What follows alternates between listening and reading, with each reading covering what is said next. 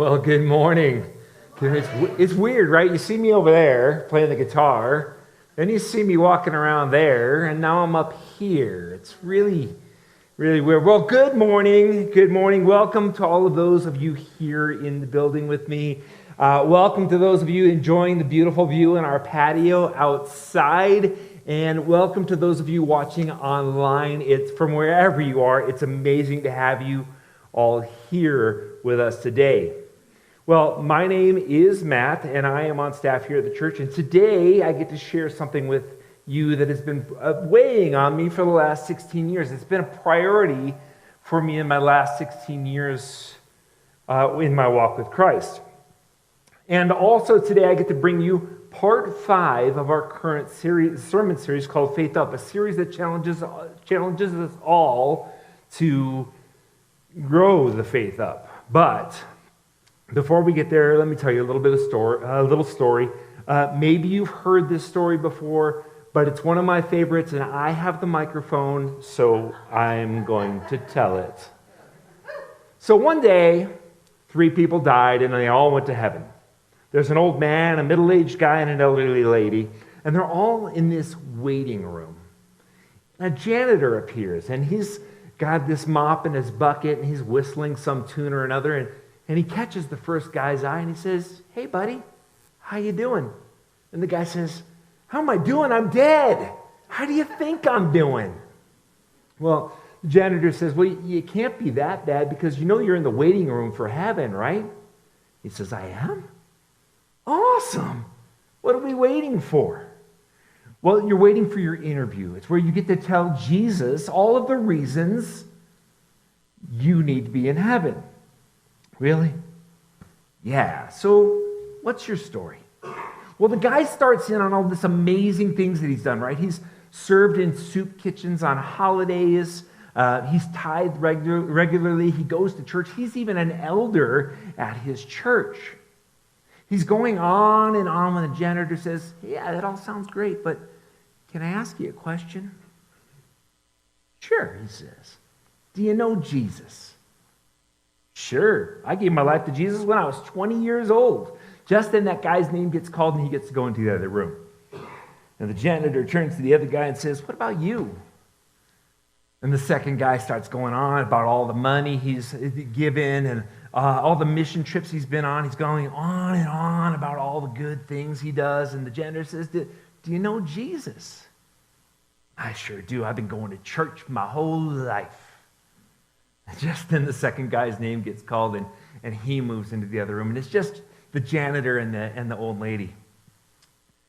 And the janitor turns to her and says, "What about you?" And she says, "Man, I'm not even sure I should be here, especially after hearing all the amazing things that those guys said. Maybe I'm in the wrong place." The janitor turns to the lady and says, "Do you know Jesus?" And she says, "I knew you the minute I heard your voice." I know that story's kind of hokey, right? It's kind of sappy, but it points to something that's very real and very prevalent. And it ties directly in with our sermon series. See, each week we've been talking about 2 things, 2 different points that lead to what John Eldredge calls the religious fog. This week I'm going to talk about 2 more, and they are, the first is how religious activity is confused with commitment to Christ. The second is how Christians serve as substitute for a friendship with Jesus. Now, to me, both of these can be wrapped up together, so that's what I'm going to do today. But looking back at that story I just told you, the thing I want to focus on is how the first 2 people led off with answering the janitor with what they did. And then only when they were asked did they say they knew Jesus. Let's turn to a similar example in the Bible. If you've been around church very long, you probably already know this story. And if you have your Bible, your app, let's turn to Luke 10, verses 38 through 42. This is the story of Martha and Mary. Starting off in verse 38, let me see if I can get this thing working right. There it is. "Now, as they went on their way, Jesus entered a village, and a woman named Martha welcomed him into her house. And she had a sister called Mary who sat at the Lord's feet and listened to his teaching. So let's stop right there. Jesus and his disciples were walking along, and they came to a town called Bethany. It's a town that Jesus had been to many times before, and he knew people there probably very well. In fact, John 11:5 says that Jesus loved Martha and her sister, Mary and Lazarus. So what do you do when you find yourself in a town where your friends are at? I know that I would probably take some time and go visit them, right? And that's what Jesus does in these verses. Now, verse 40. But Martha was distracted with much serving, and she went up to him and said, Lord, do you not care that my sister has left me to serve alone? Tell her to help me. Now, Jesus goes to visit Martha, Mary, and Lazarus, right? Jesus is invited into their house, and Martha does what any good host would do. She panics. You know the feeling? You have unexpected guests come over, and you start running around freaking out about how the house looks. You're grabbing things, and you're putting things in closets, praying that nobody goes in there. You're diving through the refrigerator, looking for something to eat, and maybe some clean dishes to even put it on. You know the feeling. So Martha is doing all this stuff, and she sees Mary just sitting there with the rest of the gang. She's probably got her fists on her hips, right? She's getting real ticked off at Mary just sitting there. So she goes and she complains to Jesus. And in verse 41, Jesus says, but the Lord answered her, Martha, Martha. You can imagine his voice at this point, right? Martha, Martha, you're anxious and troubled about many things, but one thing is necessary.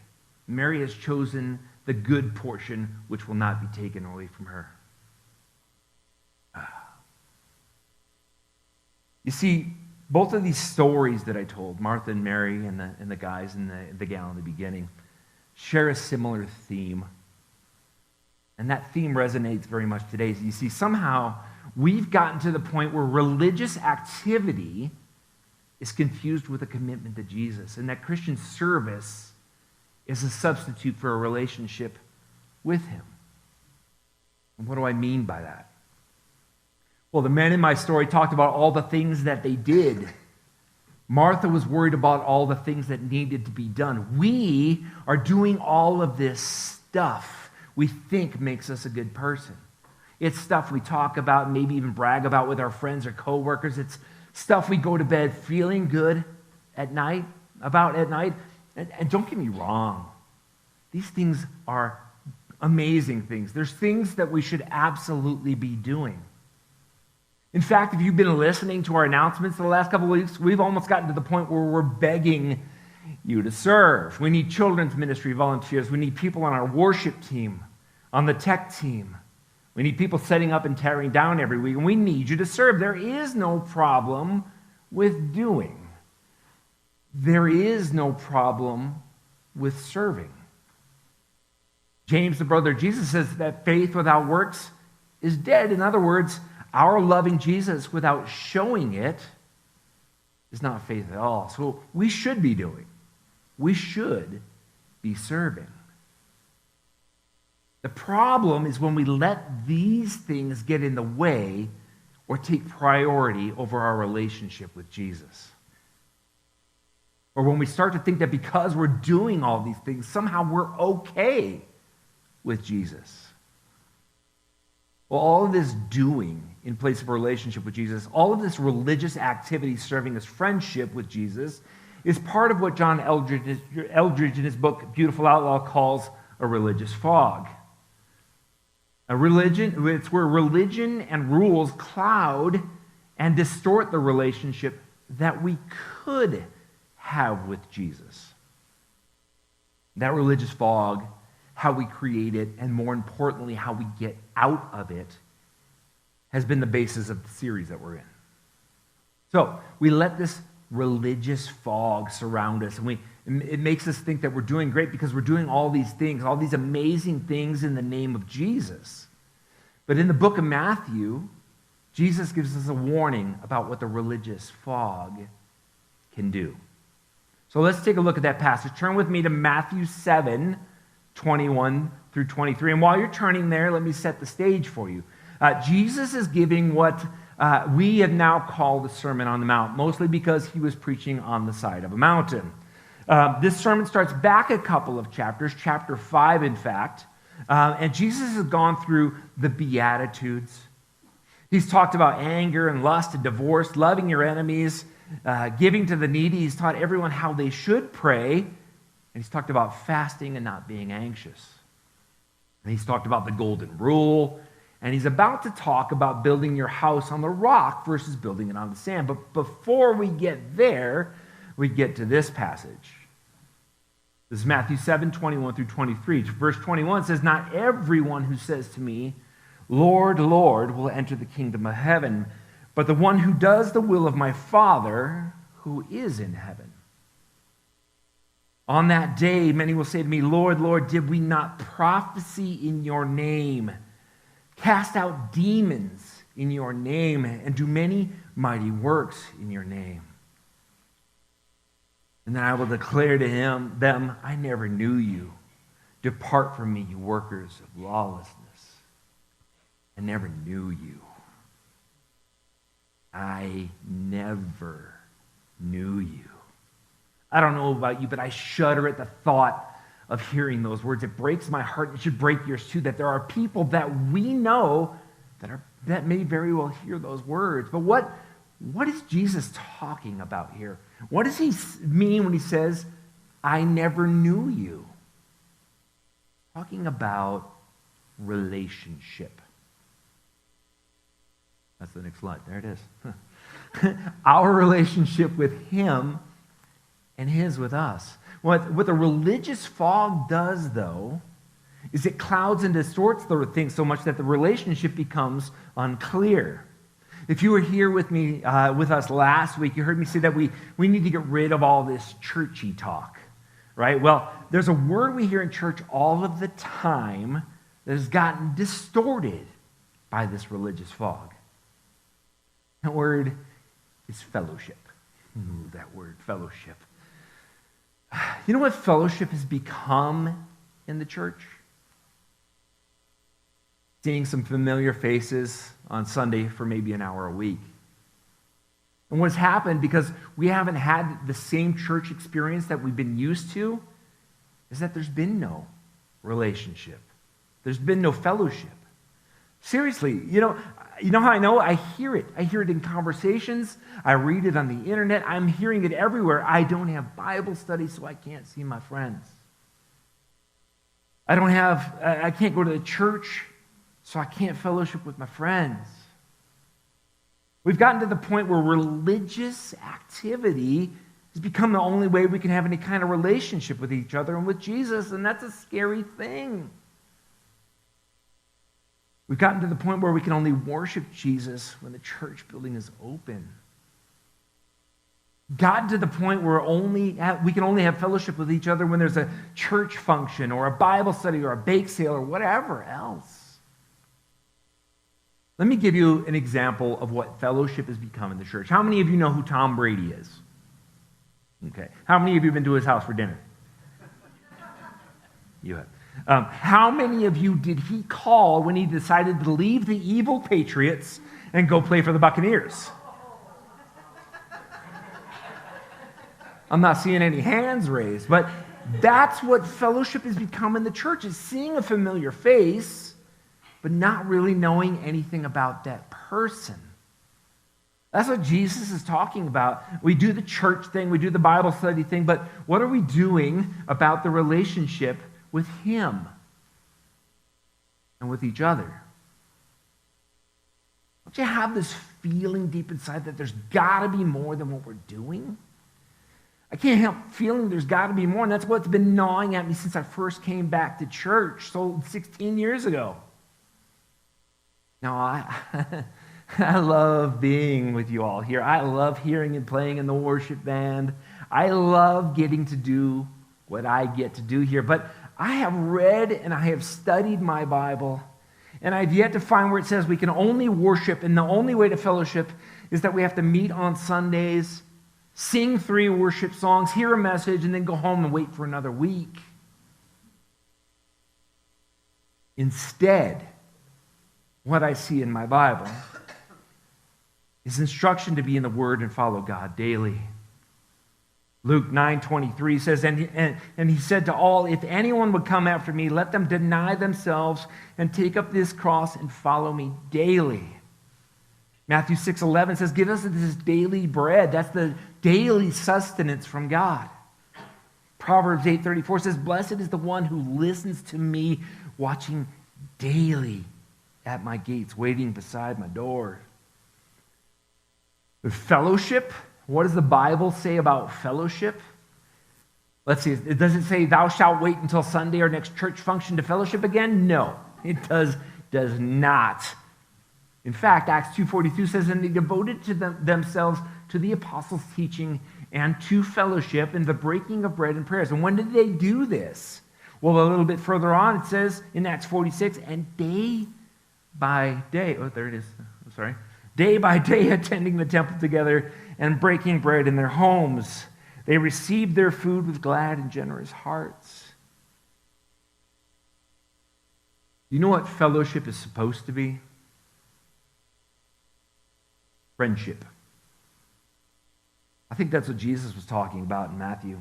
Yeah, you did all these things, but where's your friendship with me? Where's your friendship with others?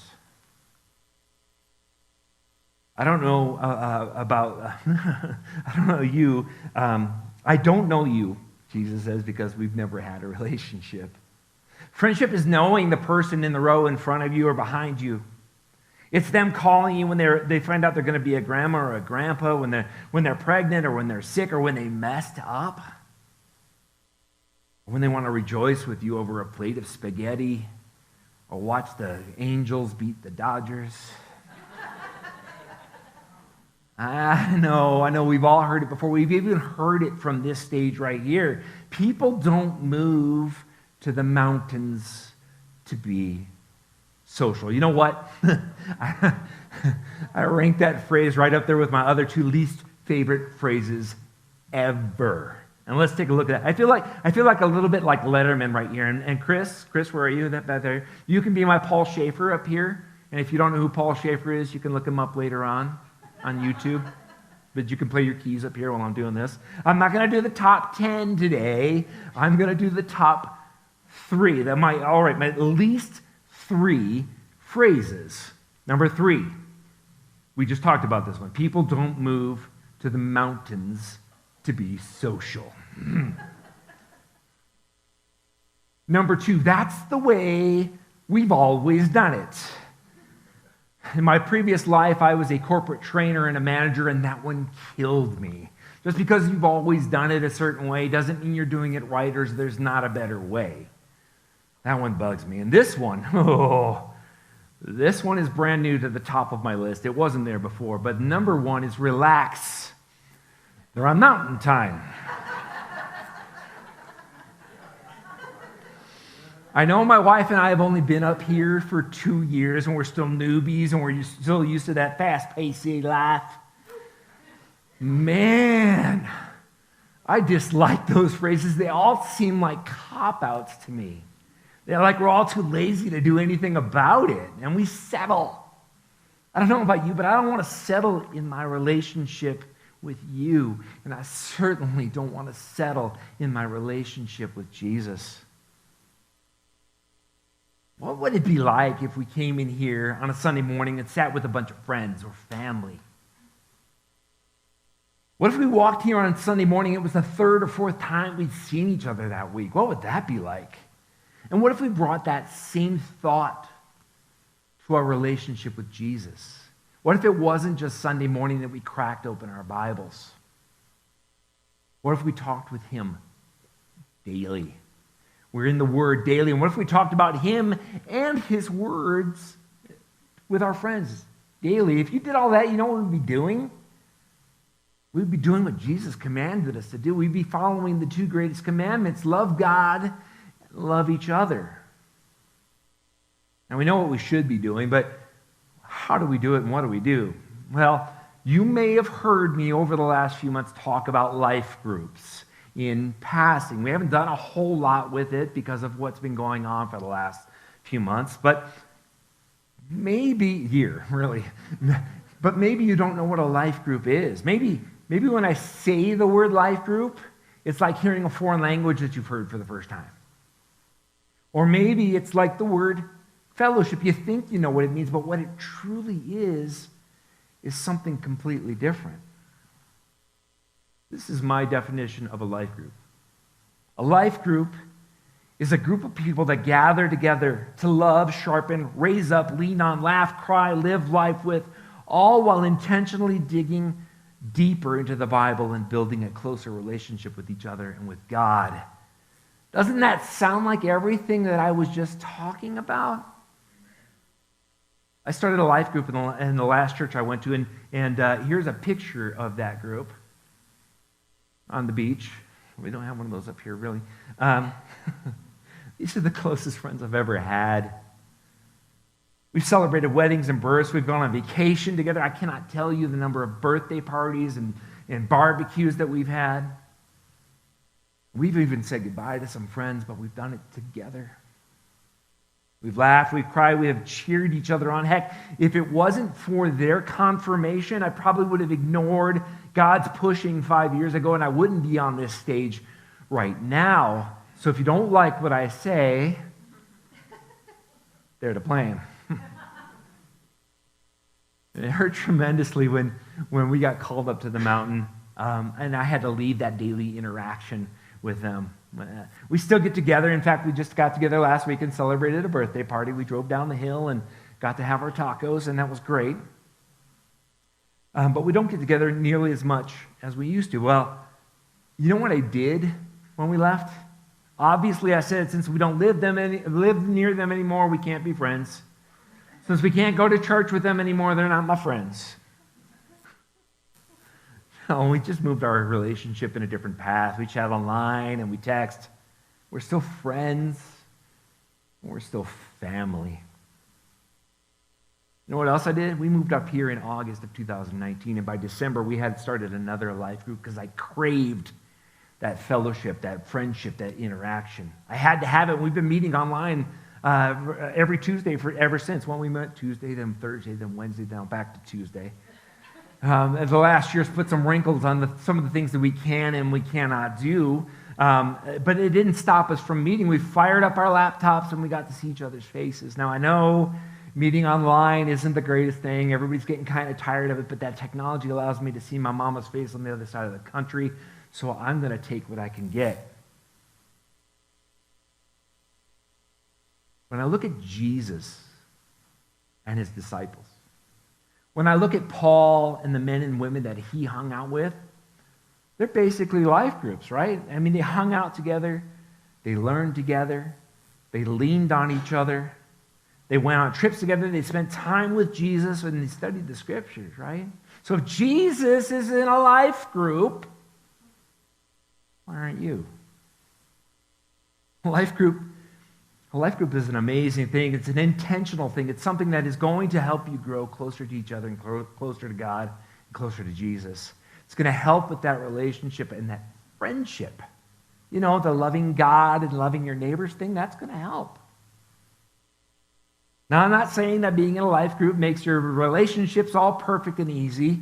It takes work, just like getting a job, right? You don't sit at home on your couch in your underwear waiting for someone to knock on the door and give you a job. No, you do things. You send out resumes. You get up. You get dressed. So in a life group with your relationship with Jesus, you don't expect to do nothing and expect it all to be great. You read your Bible. You pray. You talk to Jesus every day. You get closer with Jesus. You have conversations. You get together, you eat, you study, you get closer with each other. Now, you might be the one that has to pick up the phone and have a real conversation with somebody. You might be the one that has to trust somebody else, but that's okay because somebody else might need you too. Now, for a little shameless plug, because I am the life group coordinator here at the church, you can join. You can sign up to join or lead a life group by texting the word life group to, anybody remember the number? 273-6222. You text the word life group there, and I will be the one that gets back to you. Or, if you want, right outside at the welcome booth, there is a sign-up sheet. So put your information there, and I will get back to you. And if you're worried that someone may get a glimpse inside your house or see you in your real life, good. Now, with a little bit of time I have left, let me wrap all of this up for you. Oh, there's that life group thing right there. It's right there in front of me. Number one, doing should not be a substitution for knowing. Doing should not be a substitution for knowing. Remember the story I told you about the guys in the beginning? They listed all these religious things and service they did for the church, and only when they asked did they say they knew Jesus.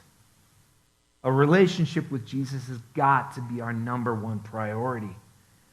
We cannot let the things that we do get in the way of a relationship with him.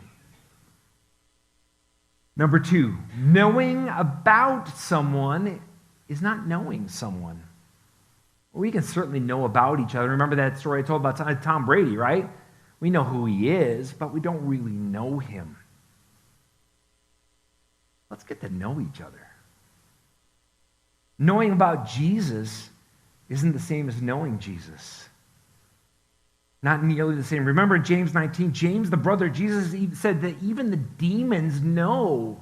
So knowing is not enough. Knowing about him is not enough. We need to have that daily walk. Number three, fellowship is friendship, not acquaintanceship. Acquaintanceship, is that a real word? I said the fellowship is really friendship, right? We should be walking in here every Sunday morning as friends, not familiar faces that we see every once in a while. We should be working on that relationship with Jesus every single day. We never want to hear the words, "I never knew you." Number four, get in a life group. I didn't have a fancy catchphrase for that one. But take that step to lead or join a life group. I mean, I know what they've done for me and my wife, beautiful Amy down here. I want the same for you. I want you to experience the relationships and the friendships, the true friendships. I would love to see you walk in here on a Sunday morning with your whole life group and sit together. That would be amazing. Well, that's really all I have for you today. But before you go, don't forget that next week, right after service, right out here in the parking lot, we're going to have a taco truck to help celebrate Father's Day. So come hungry, and let's be friends. Let's be family over tacos. Folks, as you go today, I pray that these words found some room in your heart. I pray that we could start loving each other and loving Jesus the way he wants us to. I pray you all have an amazing week. God bless.